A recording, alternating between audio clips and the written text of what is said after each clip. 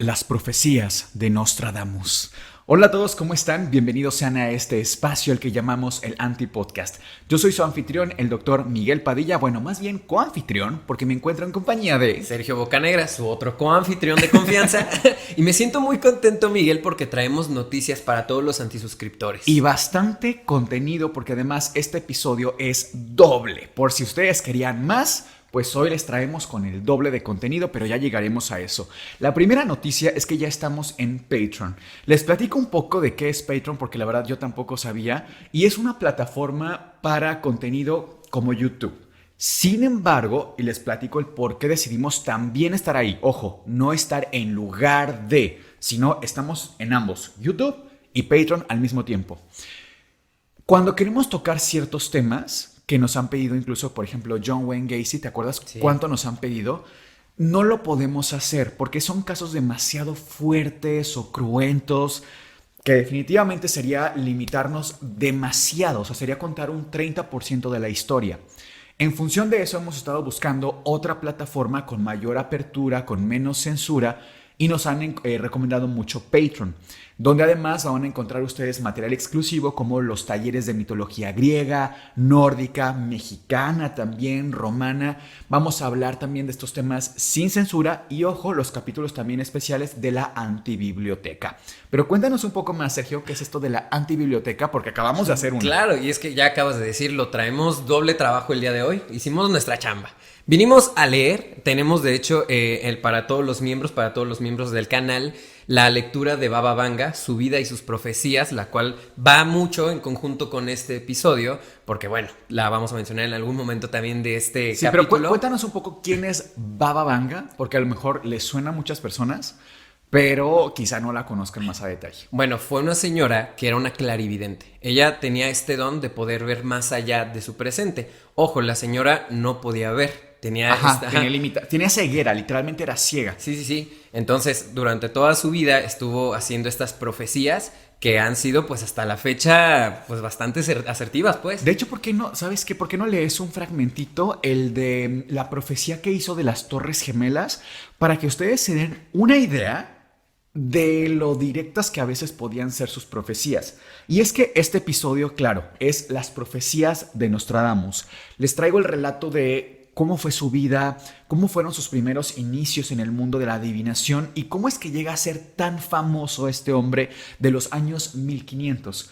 Pero me gustaría hacer como un análisis también en paralelo con Baba Vanga.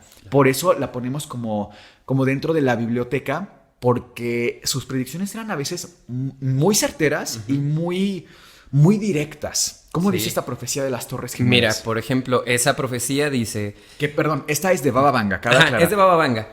El texto dice así: en mediados de los años 80 hizo una profecía que nadie comprendió en su momento, pero que para muchos es una clara y precisa visión sobre lo ocurrido el 11 de septiembre con las Torres Gemelas. ¡Horror! ¡Horror! Los hermanos gemelos americanos caerán en llamas por el ataque de los pájaros de acero. Mucha sangre inocente se va a derramar. Fíjense ustedes que si comparamos todo lo que pasó, siento que es clara la referencia, a mi punto de vista, desde incluso verlo un lado escéptico, Lo curioso es que Nostradamus también hizo predicciones con respecto al 11 de septiembre. Incluso por ahí se menciona la latitud exacta del lugar en el que esto iba a ocurrir. Ya llegaremos a eso porque también les vamos a leer las profecías de Nostradamus, además de contarles de dónde vienen, cómo es que surge esta capacidad clarividente o supuesta capacidad clarividente de Nostradamus. Pero bueno, nos arrancamos entonces, no sin antes recordarles que esta lectura que tenemos de Baba Vanga es exclusiva para miembros del canal. Y si ustedes quieren hacerse miembros, solamente tienen que pulsar el botón de unirme que aparece debajo de este episodio. Y de hecho ya es el quinto video al cual ustedes tendrán acceso exclusivo haciéndose miembros. Tenemos, por ejemplo, el caso de Pachita, que es prácticamente un diario que escribe Jacobo Greenberg. Él escribe toda su experiencia cuando vivió con Pachita personalmente. Esta mujer que supuestamente tenía la capacidad de crear órganos con las manos, de hacer trasplantes cerebrales casi que en la cocina, Una cosa increíble. Este neurocientífico estudia el caso y relata todo en su libro. También tenemos la lectura de Demonología por el La padre Suma. Fortea, La Suma Demoníaca, parte 1 y parte 2, que es creo de las... Ah, pues mira, aquí está el libro. Este libro es muy interesante porque son una serie de preguntas que se hace el sacerdote, que es un exorcista, y va respondiendo la naturaleza de los demonios, cómo saber cuando una persona esté poseída, qué se puede hacer, oraciones. Hay una oración que nos cuenta que tú haces y que se revela si la persona está o no poseída. O sea, fíjense nada más qué interesante. Tenemos también la lectura de El hombre en busca de sentido, que también es un libro maravilloso, es buenísimo de verdad. Y ahora se anexa esta lectura de Baba Vanga, su vida y sus profecías. Los libros están muy interesantes, honestamente, y además cuesta que 45 o 50 pesos la membresía y se puede cancelar en Aparte, cualquier por momento. ahí hay otro video que también tenemos oculto, que es el video del apocalipsis. Ah, ¿verdad? es cierto. Tenemos un episodio secreto que es el fin del mundo, el apocalipsis, y platicamos cómo sería a nivel científico, nuclear, religioso. O sea, está muy completo y ese episodio solo lo pueden ver si son miembros del canal. Pero bueno, así abrimos este espacio lleno de libros, magia e historias de terror. Esto es el Antipodcast. Me gustaría abrir este episodio con la lectura de una de las profecías de Nostradamus. Esta profecía, o supuesta profecía, se volvió muy popular en los años recientes, Sergio, porque les doy un poco de antecedente. Todas las profecías que hizo Nostradamus en los 1500 fueron escritas en cuartetas, es decir, en versos muy cortitos, literalmente de 4 líneas, y tienen muchas complicaciones al momento de traducirse. Ya veremos por qué. Pero una de sus particularidades en contra o en contraposición con las profecías de Baba Vanga es que Baba lo que hacía era año 2048.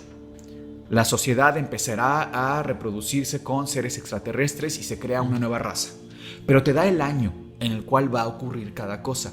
Nostradamus no. Nostradamus escribía sus cuartetas y ahora sí que se acomoden A ver cuándo caen, literal.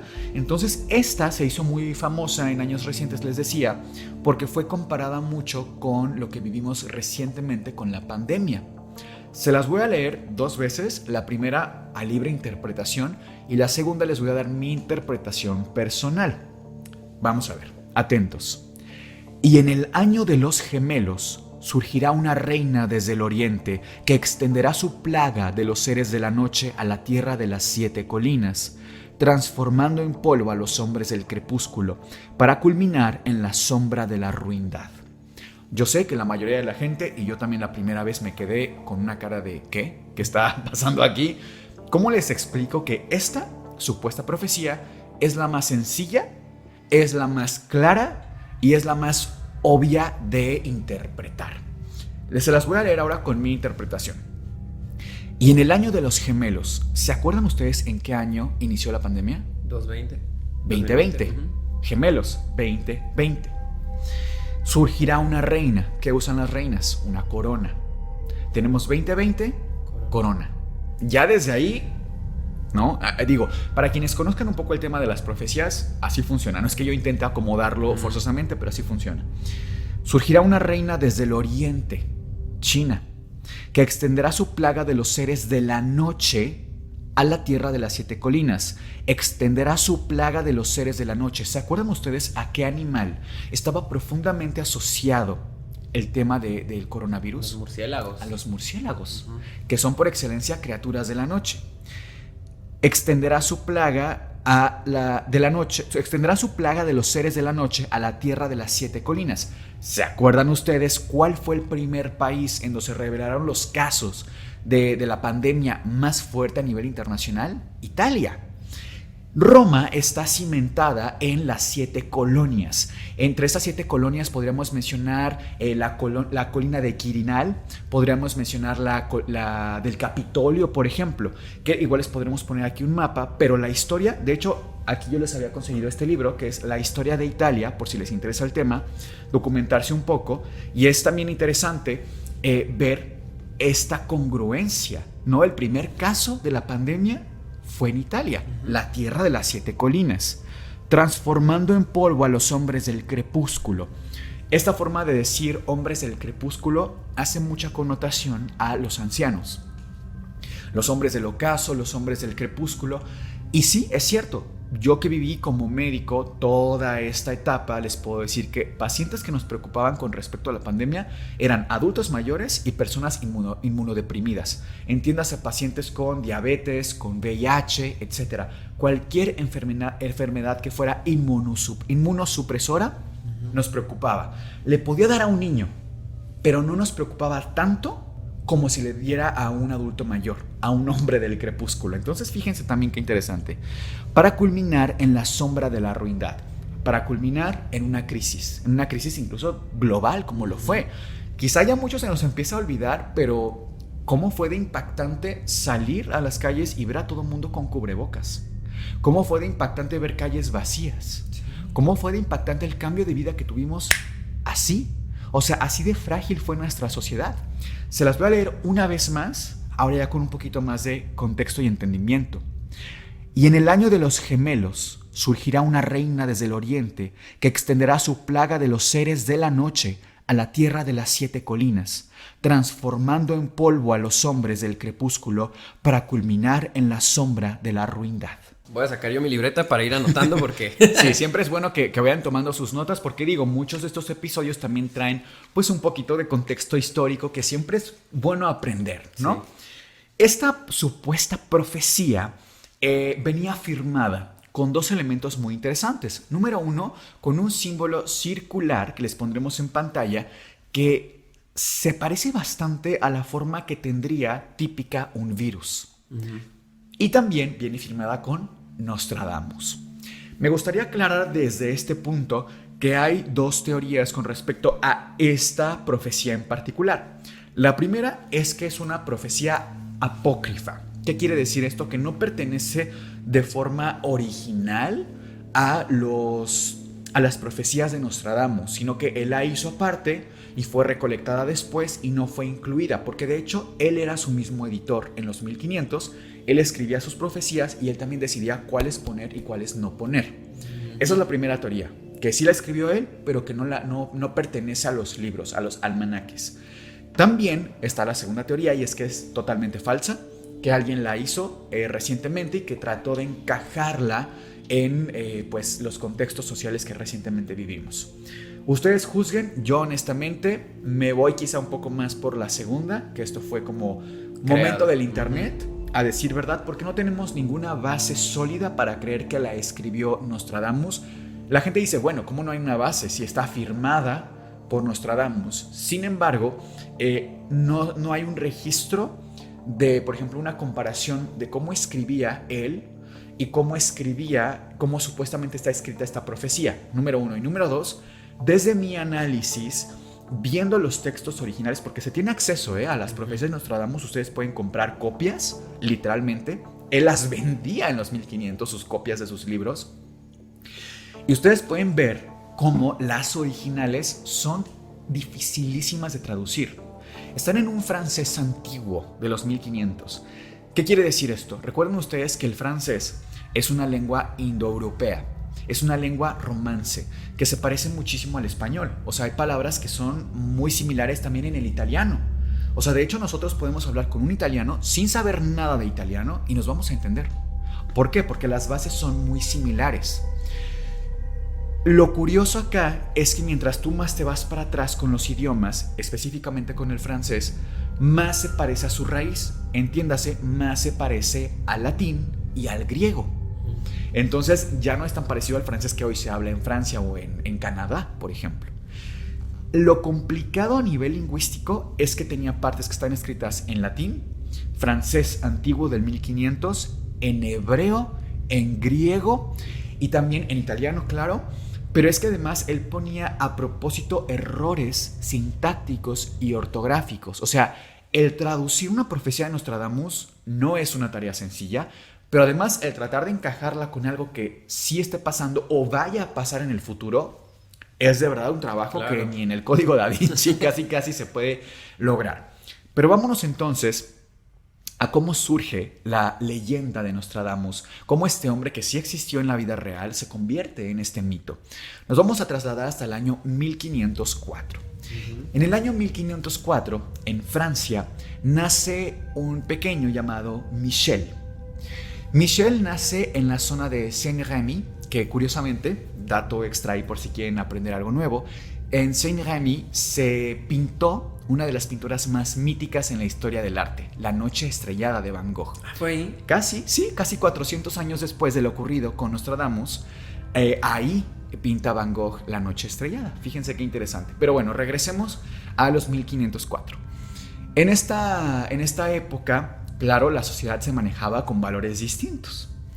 Y algo muy interesante de la familia de Michel es que todos eran, pues, prácticamente estrellas del conocimiento.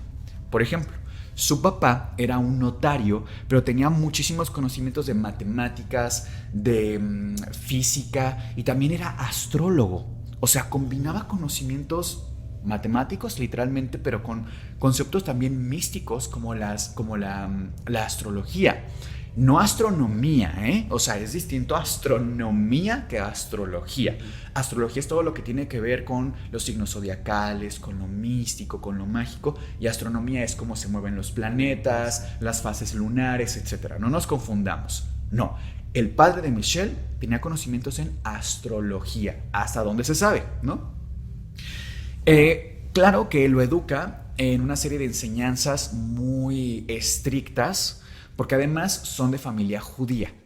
Eso tiene muchas implicaciones. Número uno, que Michel casi que por nacimiento tenía que ser igual o más intelectual que sus antecesores. Y no la tenía fácil, porque cuando el padre de Michel, que era notario pero con muchos conocimientos, no podía cuidar a su hijo, lo encargaba con el abuelo. El abuelo era el físico más reconocido de toda la zona. Tan reconocido que la propia realeza lo contacta y lo recluta para que trabajen para la realeza. Esto era muy común en la época, en realidad, porque tenemos, recuerden ustedes, la famosísima figura del mecenas. ¿Qué es esto? ¿Te acuerdas que hemos platicado? Sí, lo platicamos en algún capítulo, pero... El mecenas es esta figura, digamos, de la nobleza, algún burgués, que, por ejemplo, yo, persona muy rica, yo soy un Medici a lo mejor, y veo que tú, Sergio, eres un excelente astrónomo. Entonces yo te digo, ¿sabes qué? Yo te voy a pagar X cantidad para tus gastos, para tu familia, te voy a dar alojamiento incluso, pero quiero que trabajes para mí. Que si yo te hago un encargo, tú me vas a dar total preferencia. Hay diferentes tipos de trato, habrá quien pagaba solamente por comisión, digamos, y hay quienes literalmente trabajaban solo exclusivamente para la realeza. Un ejemplo de esto pues era en el Renacimiento. Da Vinci, por ejemplo, Miguel Ángel. O sea, Miguel Ángel le pasó que el Papa le dijo, quiero que pintes todo este techo con imágenes religiosas, con pasajes bíblicos, a tu entero estilo, pero a mi gusto. Le vamos a llamar, no sé, la Capilla Sixtina. ¿Qué te parece, no? Y así es como se daba, en realidad, el surgimiento del arte, pero también de las ciencias. O sea, cuando hablamos de mecenazgo, mucha gente solamente se va con la parte artística, que claro que ocurría. O sea, el Renacimiento, la Toscana, de eso vivía, era el pan de cada día. Pero también en la parte científica se jugaba con la imagen del mecenazgo. Pues bueno, esta era la situación familiar con Michel, que pues todos eran brillantes, todos eran talentosos, por lo que la presión social que tenía el pequeño Michel era gigantesca, de convertirse en alguien aún más notable que su abuelo, el físico de la realeza, y su padre, el brillante notario y matemático. O sea, fácil no la tenía. Pero como les digo, pues la familia tenía un defecto enorme para la época. O sea, les platico, obviamente no lo digo desde mi perspectiva personal, lo digo desde la perspectiva histórica en el contexto de esa época. Y es que, como les decía, eran judíos. ¿Eso qué tiene que ver? Recuerden ustedes que cómo vemos actualmente a Dios, sea el Dios en el que ustedes crean, de la religión que ustedes sean, no es igual que cómo se veía en el 1500. O sea, en el 1500, por ejemplo, la figura del sacerdote era una posición también política y de mucho respeto social. Hoy en día, pensar que alguien es un sacerdote viene más como desde la vocación, ¿no es cierto? A lo mejor la gente católica que nos esté viendo no dices, ay, quiero ser padre porque quiero tener mucho poder socialmente. No, en realidad viene desde una perspectiva de eso, de vocación y de quererte acercar a Dios, ¿no? Sí, exactamente. Ajá. O sea, sí es muy distinto cómo se vivía esa experiencia en aquella época a cómo actualmente se vive. Pero bueno, el tema de que sean judíos representó un problema gigante para la familia, porque la realeza que había contratado al abuelo de Michelle le dice, ¿sabes qué? Eres brillante, tu hijo es brillante, tu nieto también seguramente va a ser brillante y nos gusta que trabajes para nosotros, pero no podemos contratarte más, que estés bajo nuestra protección y tutela siendo judíos, porque vas en contra de la ley de Dios. Y de Dios, de nuestro Dios, y el tuyo pues es diferente, ¿no? El hecho de que la realeza te rechace pública y socialmente es una auténtica condena, porque te están convirtiendo en un paria. Antes de que esto ocurriera, le ofrecen un trato al abuelo de Michelle, y es que se muden a Lyon, también Francia, y que Lyon es una zona que se encuentra en la confluencia aproximadamente del río Ródano y del río Saona. En esta zona se mudan y lo curioso es que cambian incluso de religión. Reciben el bautismo cristiano y ellos buscan un apellido que al momento de que tú lo escuches digas, son muy religiosos, son muy creyentes. Imagínate que yo paso de llamarme Miguel Padilla a llamarme Miguel de Nuestra Señora. O sea, claramente tú lo escuchas y dices, viene de una familia sumamente tocada por Dios, ¿no? Pero estando en Francia, pues no iba a ser de Nuestra Señora, iba a ser Notre Dame, Nuestra Señora en francés. Ya con el paso de los meses, en realidad fue muy rápido, es que empiezan a ser aceptados de una forma brutal. Tan es así que toda la familia que se había quedado en la zona anterior, en Saint-Rémy, llegan a Lyon y empiezan a brillar también. O sea, de verdad les traía en la sangre talentos increíbles. Hubo gente, incluso hombres, por supuesto, que se volvieron sacerdotes religiosos. O sea, por eso les digo que la connotación del sacerdote era muy política también. Sí. Porque cambiaron de religión hasta incluso para volverse sacerdotes. O sea, hoy en día uno no cambia de religión por una cuestión tan así. Pero bueno, en aquella época también era una cuestión de sentencias, ¿no? De protección, de estrategia. Además, tomen en cuenta que era una temporalidad un tanto agresiva o violenta para quienes no creyeran en los mismos estándares. O sea, ya ahí se perseguía por herejía, por ejemplo. Y lo veremos después que el propio Michel intenta escapar de eso. Pero bueno, una vez ya estando en esta zona del sur de Francia, del suroeste en realidad, Michel decide estudiar medicina. O sea, compartimos el nombre Miguel, y también de estudiar medicina. Ay, ¿no eres tú? La reencarnación, ¿no? Él decide estudiar medicina en Montpellier. Y aquí lo aceptan prácticamente con las puertas abiertas. Lo curioso es que pasa algo, porque él estudia, y también se vuelve muy afecto a las artes místicas y oscuras. Me refiero específicamente a la herbolaria. Ajá. ¿Por qué digo que se vuelve como afecto a las artes oscuras? Porque en realidad, si bien él no hay registro de que practique algún tipo de magia, ocultismo o que se le persiguiera por algo similar, sí sabemos que sabía muchísimo de uso de plantas medicinales, que hacía brebajes, preparados, siempre con un contexto medicinal.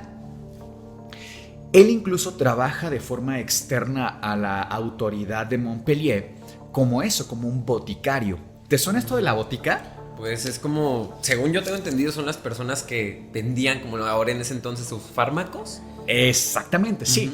El boticario es la imagen de este hombre o mujer, usualmente era un hombre, que preparaba brebajes, que vendía plantas, que vendía medicamentos. Claro que la enorme mayoría, si no es que la completa colección de medicamentos y brebajes venían de un origen totalmente natural, totalmente casero. Y siempre era bajo la tutela el boticario la botica del boticario o del médico. Tenía que estar a cargo de una de estas dos figuras. No podía ser cualquier hijo de vecina. ¿Y por qué digo también que es importante hacer esta connotación de que tenía que ser un médico o un boticario? Yo les pregunto, aquí, ¿ustedes qué opinan? ¿Cuál sería la diferencia en el 1500? No olviden este contexto. En el 1500, ¿cuál sería la diferencia entre una mujer que prepara remedios caseros o en la botica a una bruja? ¿Cuál es la diferencia entre un brebaje medicinal y una poción? Esa línea es totalmente delgada y muchas veces estaba regida por el género del boticario. Si el boticario era hombre, ciencia, por supuesto. Si la boticaria era mujer, bruja. Fíjense nada más. Claro, no es una regla e insisto, la línea era totalmente delgada. Pero incluso al propio Michel se le vio con malos ojos, ciertamente, el que se dedicara también a esto, cuando él ya estaba en la respetable institución que lo formaría como un médico. Algo pasa en el transcurso de sus últimos meses de preparación como médico cuando no logra recibir, digamos, su título, vamos a ponerle, o su grado académico o su reconocimiento, no logra concluir la última fase de sus estudios. Hay dos teorías con respecto a esto, y esto es interesante porque veríamos a un profesional del 1500 de la salud que tiene visiones del fin del mundo. O sea, era algo que no se veía en realidad, ¿no? Pero lo que pasa acá son, les digo, dos teorías. Número uno es que ante los malos ojos que veían a estas prácticas del uso de brebajes, de plantas medicinales, la escuela es quien lo rechaza y le dice, ¿sabes qué? Tú no puedes ser médico, y mucho menos de nuestra institución. O sea, tú estás así de ser casi un alquimista, un hechicero y demás. Agradece que no se te está acusando de herejía. Agradece, ¿no? La otra teoría, que personalmente es la más factible para mí, es que no olvidemos qué estaba pasando en el mundo en esa época. ¿Tú te imaginas qué desgracia mundial estaba en ese momento vigente? Ay, pues a ver, recuérdame. La peste. La peste negra. Recuerden ustedes, tenemos de hecho un episodio en el cual les cuento cómo fue la peste. Analizamos también el cuadro de San Sebastián. Cierto, ¿recuerdan? ajá. Que les contaba cómo había esta lucha entre el bien y el mal en la peste, cómo hablamos del traje de los médicos que se utilizaba en la peste. Y es que, claro, desde luego, también no olvidemos, se los vamos a dejar en alguna parte para que puedan complementar el tema, porque es un tema histórico pero muy interesante, que en aquellos días la peste se manejaba por réplicas. O sea, no fue como lo vivimos, incluso nuestra pandemia también fue un tanto así. Recuerden ustedes las olas. Y viene la cuarta ola, y viene otra vez, y hay un rebrote. Pero teníamos medidas, incluso ya con vacunas siguen las olas. Pero con la peste no había nada. Literalmente lo hemos visto, como la única cura era rezarle a San Sebastián.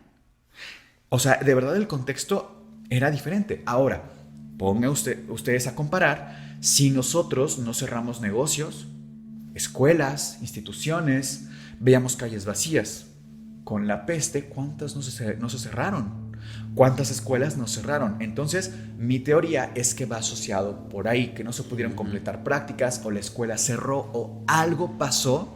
Quizás hasta los maestros estaban falleciendo, o tenían que actuar como médicos de la peste. O sea, como por protección de ya Claro. no vengan incluso. Aquí pasó en nuestra actualidad, como los estudiantes de medicina, los internos, estaban en la primera línea de defensa de los hospitales y todavía se les considera estudiantes. Imagínense nada más. En aquella época, desde luego que esto iba a pasar. Para mí me voy más por ese camino. El punto es que pues no logra titularse, permítanme el término, y él decide empezar a viajar. Dice, no me termine de preparar aquí en Montpellier, me voy por el mundo a viajar, me voy a Oriente, me voy a todos los países que pueda para conocer diferentes formas de curar, porque él ya conocía más el poder de las plantas y se vuelve este médico errante, este médico viajero que va por todo el mundo, tanto curando personas como aprendiendo nuevas formas de curar. Y a veces se topaba con gente que, claro, sabía de anatomía, de fisiología, que era capaz incluso de estudiar los órganos humanos desde una perspectiva adivinatoria. ¿Y eso le dio algún como la especie de reconocimiento, popularidad con la gente? Claro, desde luego, pero eso llegó con el tiempo. Lo peculiar aquí es que durante todos estos viajes él se topaba con esta línea muy indivisible entre lo científico y lo místico. Porque, por ejemplo, ¿te acuerdas qué es la aurispicina? Ay, no. A ver, dime. Tienes que poner más atención a los Ya, episodios. voy a hacer más anotación. Deja, busco aquí. Recuerden ustedes que la aurispicina es esta práctica de los antiguos griegos que podían leer el porvenir a través de las vísceras. Incluso les poníamos aquí una imagen del hígado, cómo tomaban una piedra que estaba tallada con la forma más parecida posible a la de un hígado humano, y cada parte anatómica representaba también una lectura distinta del posible futuro que implicara a esta persona. Ya los más aventurados auríspices podían también leer las vísceras animales, por ejemplo. Entonces, insisto, esta línea entre lo anatómico y lo adivinatorio era a veces difícil de diferenciar. Es por eso que Michel se vuelve prácticamente un experto en ambas áreas. Hay un antecedente que, si bien no está comprobado, me parece totalmente plausible, y es que él conoce en uno de sus viajes a una curandera. Esta curandera sabía muchísimo de plantas medicinales, pero también era experta en la lectura del café turco. No sé si ustedes sepan, pero hay una tradición que marca cómo tú puedes, cuando terminas de tomar tu café, que es muy espeso, el café oriental puede llegar a ser muy espeso, se queda en el fondo una serie de residuos que tú, al momento de voltear tu taza, adquieres ciertas figuras. De hecho, dato curioso, la última vez que yo fui a comer con mi familia, fuimos a un restaurante libanés, si no me equivoco, y podías pedir tu café turco. Y les voy a dejar, si es posible para mí recolectar esta imagen, cómo en una de las tazas de las que estábamos tomando se ve una figura muy similar a la de un puerquito. O sea, tú lo ves y con un poquito de imaginación sí puedes ver un puerquito. O sea, que adquiera ciertas formas el fondo del café sí es muy posible. Y más si tienes toda la intención de ver algo más allá. Pero bueno, esta mujer le enseña todo lo que sabe respecto a uso de plantas, curaciones y demás, pero también le enseña dentro de las artes adivinatorias. Y hay un pasaje que a mí me resulta también pues acorde a la historia, y es que la primera profecía que supuestamente hace Nostradamus es para con él mismo a través de la lectura de su propio café. En una práctica, su maestra le sirve el café y le dice: quiero que leas tu propio, es como tu examen final. Él intenta leerlo y él ve amor, ve el nacimiento de 2 flores y finalmente ve desgracia. Cuando él intenta interpretar esos primeros hallazgos de su propio futuro, no lo logra. Y su maestra le dice: no es que no puedas ver el futuro, es que no quieres aceptarlo. Ella le enseñaba que para que una persona pudiera ser clarividente, no podía estar atada ni al pasado ni al presente, y aceptar al futuro como parte del destino. Y él no estaba todavía en esa libertad de aceptar lo que pudiera venir en el futuro. Los caminos de maestra y de alumno se separan con el paso de los años, y él decide volver a Lyon, decide volver a Francia, su tierra natal, pues para poner en práctica su conocimiento y para volver ahora sí que a su tierra después de tanto conocimiento. Miguel, ¿y hay alguna práctica que hasta el día de hoy siga, o sea, vigente con respecto a la cuestión médica, que tenga, no sé, validez científica? ¿Que hiciera Nostradamus? Sí. Bueno, podríamos decir que sí. Varias cosas que podríamos comentar. Dentro de lo que hacía Nostradamus había, claro, prácticas místicas, pero también claramente con su entrenamiento médico. Por ejemplo, era muy conocido que las familias a las cuales Nostradamus visitaba y que tenían enfermos de peste vivían mucho más que las que no veían Nostradamus.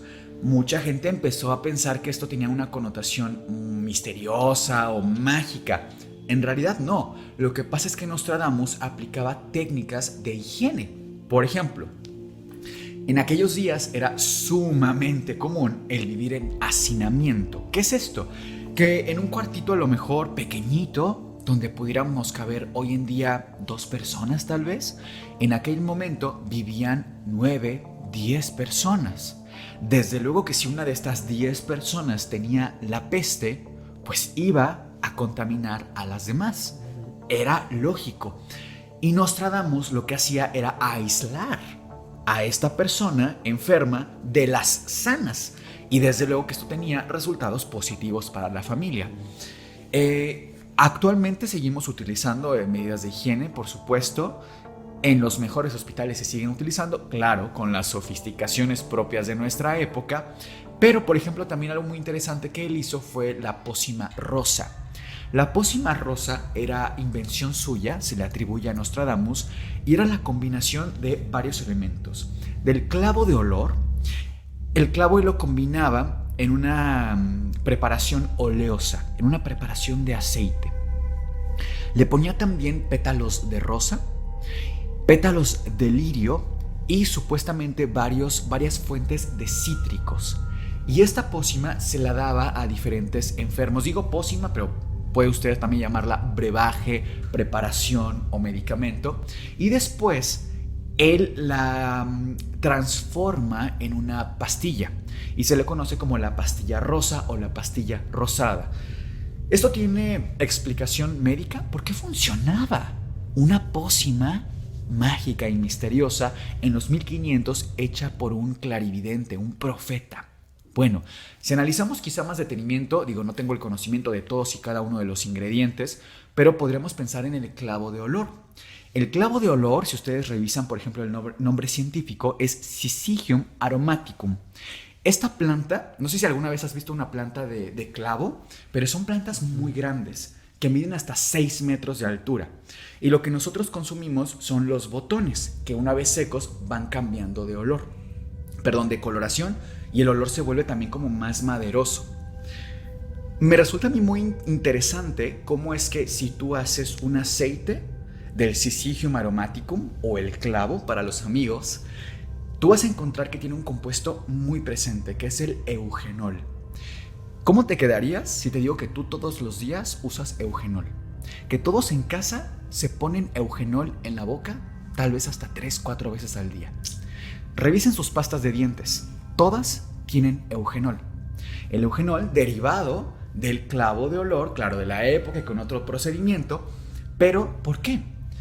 El eugenol es un componente que tiene características antimicrobianas, pero también es un inhibidor de la ciclooxigenasa a nivel bioquímico. Esto tiene una explicación o tiene una consecuencia, ¿cómo decirlo? Como analgésico. Quita el dolor. Punto. En términos muy simples, quita el dolor.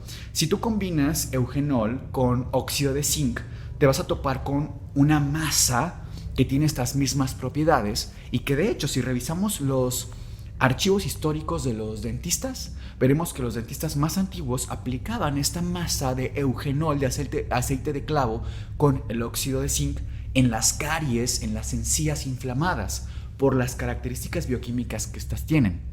O sea, fíjense cómo si hay un razonamiento detrás de la poción misteriosa de Nostradamus. Vámonos con otro de los componentes bien conocidos, que son los pétalos de rosa. Aquí en México, por ejemplo, es muy común el consumir el helado de pétalos de rosa, ¿no? Y tiene un sabor como a cereza, bastante curioso. Y estos pétalos de rosa sí han sido estudiados, aunque no tanto como uno podría pensar, pero son muy ricos en 2 elementos principalmente. Fibra, que imagínense, la dieta es importante conservarla en la digestión, cómo se va moviendo el bolo alimenticio. La fibra es importantísima, pero también tiene flavonoides. Los flavonoides son unas sustancias que desinflaman. Para términos muy simples, desinflaman. Entonces imagínense estar en una situación histórica en la que tenemos una enfermedad sumamente inflamatoria como la peste y yo te estoy dando una poción que tiene antiinflamatorios, que tiene analgésicos, que tiene antimicrobianos naturales. En registros históricos vamos a ver también que el uso de plantas es muy rico. Por ejemplo, en la época victoriana se utilizaban que con toda la corte, vámonos a lo mejor, no sé, con X, para no poner nombres, X burguesa, ¿no? Y llegábamos en una fiesta y servían rosas cristalizadas. O sea, porque eran una belleza muy linda. Imagínate ver a la flor ahí como atrapada en el tiempo, ¿no? Estas flores se utilizaban como eso, como un elemento comestible muy lujoso, pero también eso, curativo por sus flavonoides y por ser también muy ricos en fibra. De hecho, me parece que hay un estudio de no hace mucho tiempo, tal vez 2017, 2018, no recuerdo, que estudió los pétalos de rosa y que tienen cantidad suficiente para considerarse fuente de fibra. También se comían unas flores que se llaman Alecea officinalis, que son ricos en... Se le conoce como marshmallow y se utilizaba como laxante. O sea, gente que no podía ir al baño, le dabas esta flor, la masticaba e iba al baño. Sí, o sea, entonces el uso de plantas, y en México ni se diga, podríamos aventarnos horas hablando de uso de plantas medicinales y demás. Pero bueno, contestando tu pregunta, pues tendría esa base, al menos dentro de lo poquito que yo te puedo compartir o saber. Eso es lo que encuentro que todavía podría tener explicaciones científicas. Como les decía, regresando un poquito al tema, Nostradamus se separa de su maestra, la curandera, y decide volver a Lyon, en donde conoce a una chica bellísima, se enamoran, y además que una historia linda en realidad, porque tomen ustedes en consideración que no fue un matrimonio para nada arreglado, fue un amor totalmente libre, no fue un interés... pues económico, social, de abolengo, ni mucho menos. Nostradamus y ella se enamoraron y se casaron. Ya había vuelto desde luego de todos sus viajes. Pasaron varios años, tan es así que pues tienen familia.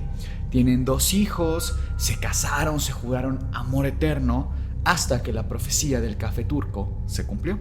¿Recuerdan que vio Nostradamus? Vio amor, vio 2 flores y vio desgracia. La peste se llevó a su familia. Completamente. Además fue de forma muy rápida. Tan es así que Nostradamus, una vez que perdió a su familia, reciente, o sea, literalmente tendrían unos 6, 7 años los pequeños, y se los llevó a la peste de inmediato, y a su esposa también. A él no, y él lo consideró como una especie de maldición. Y decide de desaparecerse de la faz de la tierra por mucho tiempo. No se sabe exactamente dónde estuvo, qué pasó, pero desapareció por más de 10 años y nadie sabe socialmente, no hay escritos, no hay registros, no hay nada. Desapareció. Tan es así que mucha gente pensó que se había quitado la vida después de perder a su familia completa. Pero regresó más o menos entre 10 a 12 años después de estos trágicos incidentes. Y se sabe también, hay un registro de que se volvió a casar al poco tiempo de haber regresado, digamos, a la sociedad. Y se casa con una mujer. No hay mucho mayor registro de qué pasó con esta señora, además. Pero de lo que sí es que ahí es cuando sale su primer almanaque. Un almanaque es un libro en el cual tú ponías todos los días del año de cada mes, o sea, cada día, cada mes de todo el año. Y en cada día tú ponías cosas o datos astronómicos, como por ejemplo la fase lunar, o aquí va a haber un eclipse, pronóstico lluvia, etc. Pero también datos astrológicos, temas como por ejemplo pequeñas profecías muy concretas de ese día en particular. ¿Era como un calendario? Sí, era como un calendario, pero combinando datos astronómicos y también astrológicos. Y tuvo, les digo, un éxito tremendo por supuestamente la exactitud con la cual Nostradamus daba estas pequeñas profecías dentro de sus almanaques. Por ejemplo, el 14 de agosto habrá un terremoto en la zona norte. Y en efecto ocurría un terremoto en la zona norte. O sea, sí era muy preciso. Era, según, muy preciso. Tan es así que empieza a llamar la atención de la realeza, de Catalina de Medici. De los Medici, oigan, por supuesto que todos hemos escuchado de los famosísimos Medici, que son esta familia burguesa que eran ahora sí que la autoridad en Europa.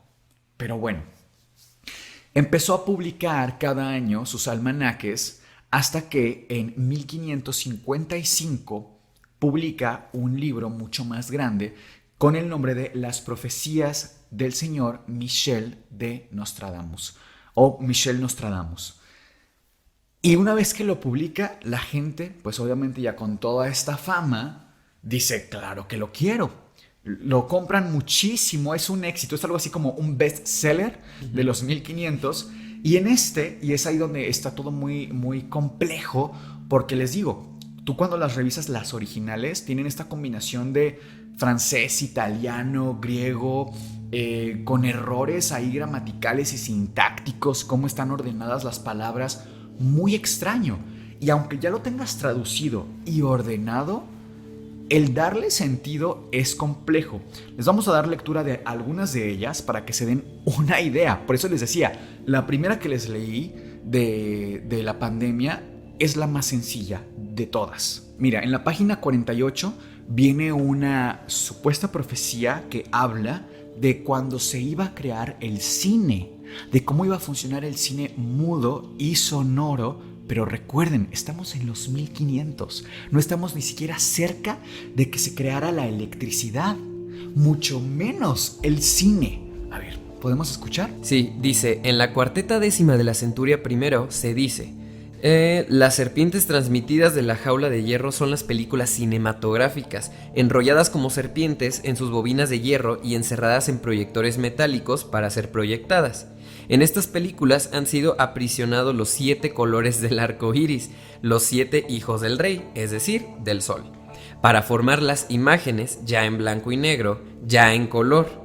De esta manera, nuestros lejanos antepasados y nuestros padres, reproducidos en la cinta cinematográfica, volverán a vivir para gozar y esparcimiento nuestro, aunque reducidos a imágenes de muy pequeñas proporciones. Antes de su muerte, los hermanos Lumière, inventores del cine mudo, consiguieron ver cómo el producto de su invención, el fruto muerto, hablaba y gritaba, es decir, cómo se convertía en el cine mudo. Miren, yo les leo esta otra, que es Centuria 6, Cuarteto 97. Recuerden, estaban escritas en cuartetas. Esta supuestamente habla de los atentados del 11 de septiembre. No quiero hacer comparaciones, pero a mí me suena muchísimo más directa la de Baba Vanga que esta. Juzguen ustedes. El cielo arderá a 45 grados. El fuego se aproximará a la nueva gran ciudad. De pronto, una gruesa pared de llamas saltará hacia arriba cuando pidan pruebas de los norteños o de los hijos del norte. Ahí no está muy claro.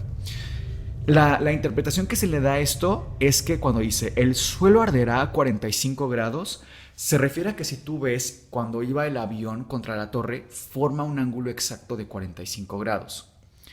Es lo que se logra interpretar. El fuego se aproximará a la nueva gran ciudad. Recuerden que esto ocurrió en Nueva York, la nueva ciudad. De pronto una gruesa pared de llamas saltará hacia arriba. Y pues la verdad es que si uno recuerda las imágenes, son impresionantes cómo se levanta todo el polvo, todo el humo. Y de alguna forma también podríamos traducirlo así, ¿no? Cuando pidan pruebas de los hijos del norte o los hijos norteños.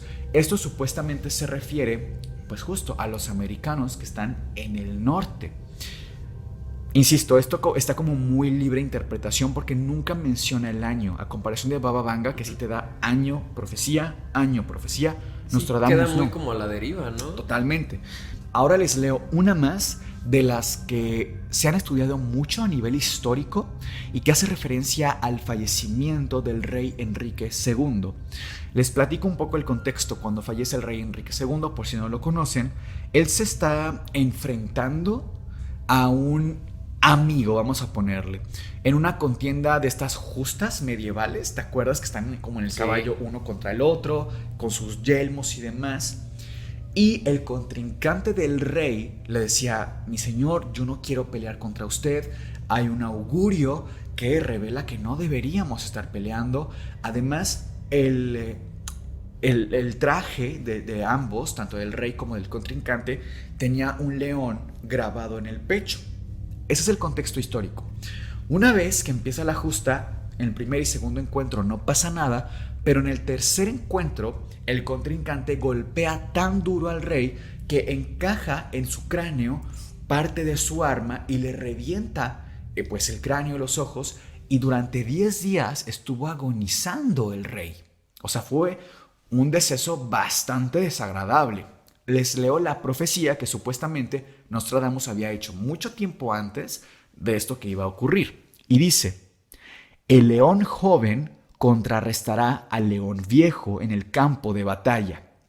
Luego, en una jaula de oro, le sacará los ojos y el león viejo morirá una muerte cruel.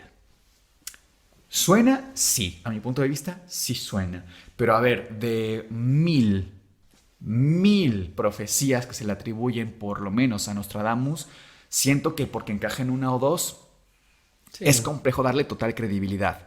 Digo, tenemos muchas otras, pero les digo, la interpretación puede llegar a ser bastante libre. Y como les digo, la escritura está encriptada. ¿Por qué se piensa que escribía así Nostradamus sus profecías? Hay tres razones principales. La primera es que Nostradamus era un elitista y pensaba que la gente ordinaria y vulgar no debería tener acceso a su conocimiento, lo cual, desde mi punto de vista, no es cierto, porque si no, no las publicaría, ¿no? Número dos, es que era una estrategia para escapar de la iglesia que buscaba los herejes. Claro, un profeta, imagínate, que pudiera ver el futuro, estaba totalmente en contra de Dios. Y Nostradamus, además, no era su nombre literal. O sea, eso se latinizó para protegerse, era como un seudónimo. Y recordemos que además es un seudónimo de un apellido que tampoco era su original. O sea, sí tenía como una doble protección a su identidad. Y la tercera teoría o razón de por qué lo hizo así es para que sus teorías o sus profecías encajaran con muchos eventos y la gente lo pusiera así, o sea, lo acomodara a su conveniencia o como lo pudiera entender, y por eso tampoco les ponía año, porque no se comprometía. Él decía, yo vi esto, si pasa mañana o pasa en 1000 años... Sí, ya queda muy a Claro, expectativa. totalmente. Y por eso cada vez que pasa algo a nivel mundial con mucha relevancia, pues claro, Nostradamus lo había dicho. Bueno, pero es que eso es muy impreciso, ¿no? Pero bueno, desde luego ustedes tienen la última palabra, pero lo cierto es que el primer libro que él saca después de los almanaques es en 1555, que contenía 353 cuartetas. Y es años después, en su última versión, que ya tenía casi 1000 cuartetas, o sea, 1000 profecías. La fama que adquirió le dio puertas abiertas a muchas posibilidades. Tan es así que les decía que la reina Catalina II, pues Catalina de Medici, perdón, lo contacta, lo recluta y trabaja para él, hacerse cuenta que yo soy Nostradamus y tú me dices, quiero que le hagas profecías a todas mis amigas, a todos mis amigos, a mis hijos les hagas su horóscopo y que además trabajes como mi médico personal, o sea, 2 por 1, ¿no? Pues él aceptó, trabaja con ella, porque además Catalina tenía un problema de salud que la acongojaba mucho, y es que no podía tener hijos. Recuerden ustedes cuando les contamos la historia de Ana Bolena, lo que eso representaba para la realeza. El no tener hijos y no darle un sucesor al rey, te podía costar la cabeza. Pues interviene Nostradamus a nivel médico, no se sabe con exactitud ni qué hizo ni cómo lo hizo, pero poco tiempo después de que Nostradamus empezó a acercarse a Catalina, ella tiene no 1 ni 2, sino 10 hijos. ¿Hubo un tratamiento médico? Insisto, no lo sabemos, pero temporalmente así fueron los hechos. Fíjate este fragmento que aquí tengo de una carta real, esto es totalmente real, que escribe Nostradamus al rey. Y además está muy fácil de entender, les prometo que no está tan encriptado. Dice, he vaciado mi alma, cerebro y corazón de toda preocupación y he logrado un estado de tranquilidad y quietud de la mente, los cuales son requisitos para predecir a través del trípode de bronce. Sé que esto suena encriptado, pero en realidad es muy simple. Aquí nos está hablando Nostradamus de conocimientos anatómicos, porque no era tan común que se hablara de el cerebro. O sea, no estaba en el lenguaje del vulgo, ¿no? Aquí haciendo un poco gala de sus conocimientos médicos. Pero además, escuchen esta última parte. Son requisitos para predecir a través del trípode de bronce. El trípode de bronce es literalmente eso, un trípode de este metal en el cual se sentaban los adivinos para contemplar. Se sabe que una de las prácticas favoritas de los clarividentes en aquellos días era en la contemplación del fuego. Ellos ponían una llama delante de sí y permanecían por horas viendo este fuego casi que hipnóticamente. Y también hay teorías que relacionan que Nostradamus podía a través de la contemplación del agua y del fuego, entrar en un estado de frenesí y empezaba a tener visiones muy muy fuertes, pero sin control. Tan es así que él agarraba lo que tuviera cerca, incluso en la mesa, en una piedra, y empezaba a escribir, a veces a hacer dibujos en este estado de trance. Y esto supuestamente podría ser también una cuarta teoría de por qué Nostradamus escribía tan encriptadamente, porque él traducía e interpretaba su propio estado de frenesí. O sea, él no estaba consciente cuando tenía sus predicciones, sino que estaba como en trance, escribiendo como podía, dibujando lo que podía, y una vez que se recuperaba, veía todo lo que había hecho y él mismo estudiaba estos escritos. O sea, es como una encriptación de la encriptación. Es por eso que es tan difícil traducir o interpretar sus profecías. Pero desde luego, ustedes tienen la última palabra. Saben que lo más importante también aquí es que nos compren tazas. Y playeras, por favor. Sí. Se suscriban, den like y todo. Pero bueno, nos arrancamos entonces con las invocaciones de esta noche. Si pensaron que no íbamos a tener invocaciones, estaban muy equivocados en esa profecía, porque claro que la vamos a tener. Vamos a comenzar invocando a Glenda García 7964, que es miembro Caldero Mágico, y dice: amo otro mes con ustedes, se les quiere. También invoco a Álvarez, Abraham, Jocelyn, Abigail, como que ahí pusieron los nombres de todos. Toda la familia entera. Sí, que es miembro Escoba Voladora, y dice: gracias, espero puedan leer mi comentario. La antitaza está hermosa. Gracias por hacer los videos con todo el corazón. Muchísimas gracias, querido Abraham, Jocelyn y Abigail, por comprar su antitaza. De verdad, muchísimas gracias. Y por dejarnos también una propinita, Miguel. Es verdad, claro que sí. Bueno, también nos deja otro comentario esta persona, que igual lo leemos con mucho gusto porque dejó esa propina bastante generosa, así que se lleva doble lectura. Y dice: chicos, amo verlos mientras trabajo. Hacen que mi trabajo se pase más rápido y ameno. Me encanta ver a Sergio capítulo a capítulo. Muchas felicidades por este hermoso anti-podcast. Por último, invoco a Mara Vázquez, que es miembro Caldero Mágico, y dice: excelente capítulo, 10 de 10. Yo de este lado tengo a Indigo-Seoul, quien es miembro fantasma. Dice: estoy tan feliz de haberme vuelto miembro, me encantan sus voces. Un saludo desde Tepoztlán, Morelos. También tengo a Noemí Gómez 8772, quien es miembro Caldero Mágico, y dice: amo las risas de ambos, aunque los vi ayer, amo cuando los dos se ríen al mismo tiempo. Hoy en especial me mató de risa él. ¿Lo has escuchado? No. Ok, también invocamos a GGHL3434, que es miembro Calabaza. Invocamos a Sherlyn Rendón 22, que es miembro Caldero Mágico, y que dice: me puso los pelos de puntita. Me encantó este video. Nunca me arrepentiré de haberme hecho miembro. Son maravillosos y la manera en la que narran cada historia es sorprendente. De grande quiero ser como ustedes. Feliz de ser miembro. Muchísimas gracias, querida Sherlyn. Y recuerden que pueden ver los episodios los días sábado, si ustedes son miembros, y sin comerciales, que también eso se agradece, porque sí me pasa. Aparte, no sé por qué, que nuestros... de verdad, esto yo quiero poner mi queja de YouTube, que quieren, siempre ponen el mismo comercial de Jesús. Sí. O sea, yo también soy religioso, pero oigan, estamos hablando de Chucky o qué sé yo. De y de que repente, estamos en pleno trance. Sí, y de repente, ¿conoces a Jesucristo? Él está con... Oye, sí te corta toda la inspiración que traes. Oye, digo, hay momento para todo, pero bueno, está bien. Pues muchísimas gracias por acompañarnos. Esperamos que hayan disfrutado este episodio tanto como nosotros lo hicimos en este espacio que tanto queremos, el Anti-Podcast. Les deseamos dulces pesadillas.